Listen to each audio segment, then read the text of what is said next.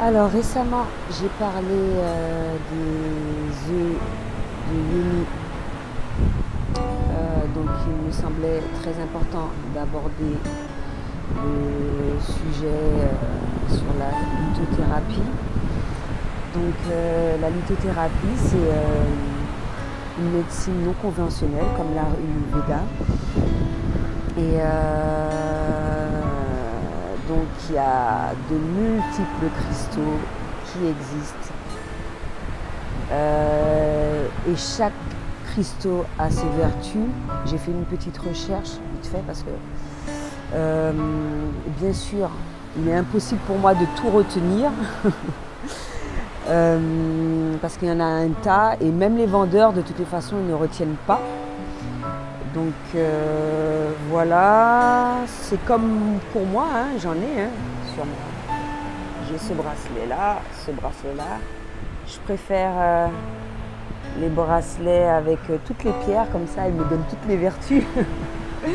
Carrément, c'est génial. Donc voilà, mon collier aussi. Il y a différentes pierres, turquoise, il y a l'olite, Born Tiger A. Et chaque pierre a ses vertus. C'est comme le quartz, love, confort, peace, harmonie.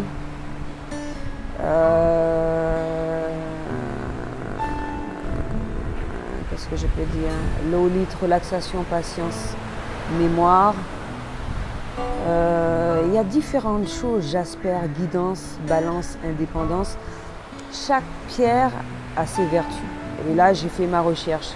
Elle me donne seulement 3. Pour certaines recherches, ça peut me donner 3, 4, combien de vertus, etc. Donc, en fonction de ce que tu désires, tu choisis, bien évidemment. Ce sont des pierres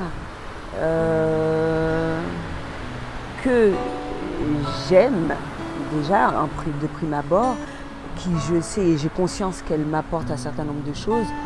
Mais je reste pas, comment dirais-je, je ne pense pas que je me dis pas du moins que je me repose pas uniquement sur ça, c'est-à-dire que oui, par exemple, ça va résoudre tous les problèmes, il suffit d'attendre et voilà quoi, la vie est belle. Et les pierres vont tout faire pour moi, non.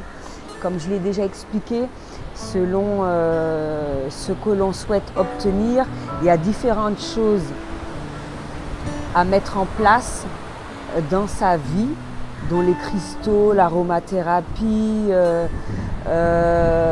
utiliser un certain nombre de produits, avoir une alimentation, méditation, yoga, etc., etc. Il y a de multiples choses qui existent et en fonction de l'individu, à ce moment-là, il y a un certain nombre de choses qui devront être faites. Donc oui, j'aime mes cristaux, oui, j'aime mes bracelets, j'aime mon collier, mes bijoux, tout simplement, mais je ne m'attends pas uniquement à ce qu'un changement soit fait uniquement par le biais de mes pierres. Donc ces pierres ont une énergie comme toutes choses sur Terre et comment dirais-je, elles émettent une résonance, une énergie, une vibration. Et il faut aussi savoir les nettoyer, les purifier, les revitaliser, ces pierres. Elles peuvent se faire de différentes façons, par le sel, par la purification. Je l'ai mis dans une coquille avec de la sauge, blanche.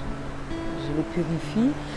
Et, ou tout simplement profiter lors des pleines lunes de les exposer justement face à la Lune pour qu'elles récupèrent leur énergie, qu'elles se rechargent en énergie. Et l'enfouissement aussi, c'est possible de les mettre par exemple dans le sable, dans la terre, pour certaines pierres. C'est très bénéfique pour qu'elles se revitalisent, etc.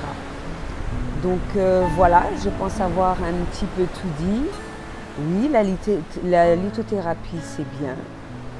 Elle a ses bienfaits également. Mais ce n'est pas en utilisant uniquement la lithothérapie que tu pourras, par exemple, apprendre à gérer tes émotions et